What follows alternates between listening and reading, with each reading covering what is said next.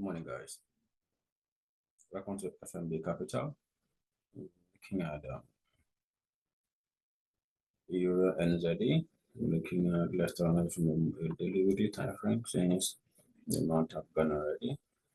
Let me just a quick look at what the market is doing, and I wouldn't want to focus more on what my left hand side is. So I'm paying my attention to what is happening on this side of the market.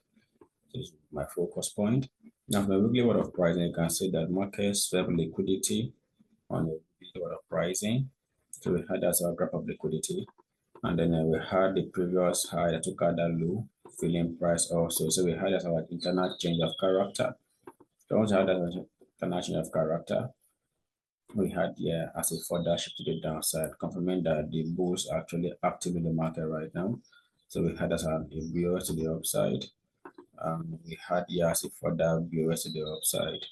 Now, once this market created this new high, this is where it got me very interested, because now I now know that my present range on this weekly word of pricing between this level and this level. So that's my targeted area. And I know that externally, the market is also bullish because we have price reacting off this bullish order block here and the weekly word of pricing. So it means our internal structure and our internal structure all aligning. So once we have yes our weekly range, we'll now move to our daily word of pricing to see what the market is presenting to us at the daily. So we can also identify our present range. Now looking at the daily word of pricing, you can see that we still have a daily order block that is still valid, that price has not tapped into at our discounted level. And I'm looking at price filling that level before any buy can happen on this guy. So once I have that zone marked out on my daily word of pricing, it means whatever I'm doing, now we now understand that whatever is happening within this structure here is our internal structure. So until market breaks below or above this high, whatever we are doing is just a corrective. So that will not be confusing us. So whatever we are trading, we're not okay, fine, we're trading a corrective or trading impulsive. So now having this as another valid area of interest, and where our targeted point now, we can see that since market created this high, we're having internal movement to the downside. We have here as a change of character internally, and then we have here as a further BOS to the downside internally. Now once we had that BOS to the downside, then we had here as a further, this was now the low that created our internal movement to the upside. So market started giving something like this. We now know that market will always generate liquidity before it moves. Now the market only moves based on liquidity. So we had here low, internal chop to the upside, and market came back, created equal low, and then market continued moving upward. And then after market came, the market now took out the low that took out this high. So we can now consider here now as our internal change of character. So our market has also created an equal low for this extreme demand level. That mega demand level now more valid for us to pay attention to. So whatever we are doing at this level, we know that our targeted point is to push price back to this valid order, but are still resting below this level. So now what are we going to do? We have a daily a daily shift. So we'll focus our target now on the daily shift, which is our internal structure, which is a very structure to the downside. So we have here as our break BOS to the downside, which means our daily mark range is we have this high and this low. That's our daily. So once we have that, we move to our 4-hour to see if we can see any valid supply level for us to push price back to our demand level. Now I would, because I know that since the market is correcting, market might not give us that major pullback to a premium before a sell continue. So I might want to actually consider order flow for me to join this movement. So I will mark here as my high, lower low, lower high, lower low, lower high, lower low, lower high, lower low, lower high, and we have another lower low. We have here as our lower high, lower low, then we now had here.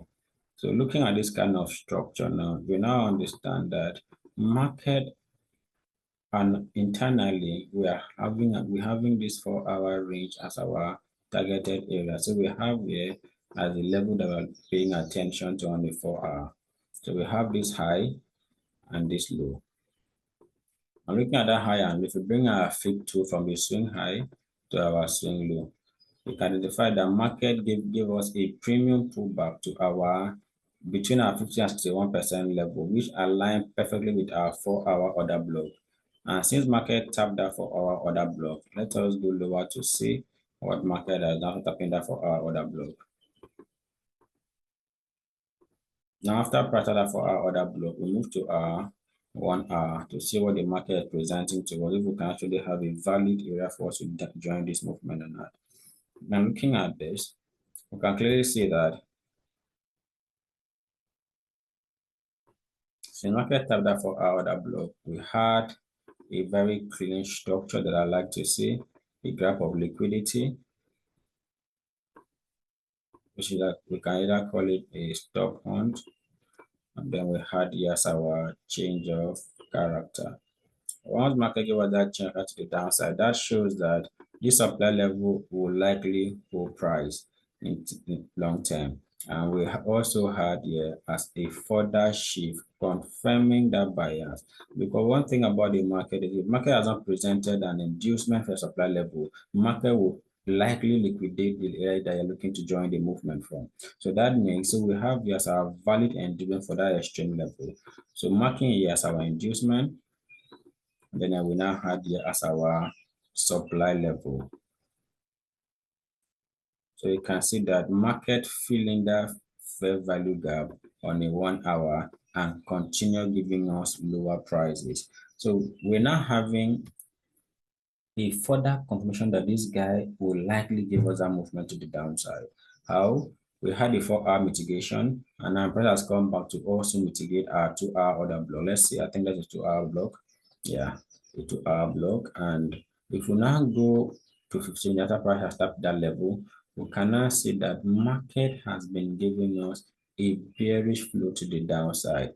Now, on this 15 minute of pricing, I have seen something I always want to see in the market. We have here as our graph of liquidity, and then we have here as our change of character internally on the 15 minutes. Now we can see that this supply level here is still very, very valid for us to pay attention to. So we have this guy as a valid 15 minutes order block for us to join the sell to the downside. So once we have that level as our supply level to the downside, you can see that we also have Asian liquidity that make this level very, very valid for us. And we also have what accumulation, which I like to see. So entirely we are having a price cycle playing out here, which is called accumulation, expansion, and distribution. So we have accumulation, we have our expansion, and then we are already having. So I expect a retracement back to the supply level that created that expansion to the downside. Then before we can have the reversal to liquidate every other flow that push price to the supply level. So once I have this, I want to bring out my short. In terms of a long term, I'm looking to sell to that demand level we marked out on a weekly. But since we analyze our market and we've one thing I would like to protect my strong high because and target my 2-hour low. So this would be my target on this guy. So you can see we are having a very, very clean structure on this guy. So this is my view on EURNZD. So that will be all for today.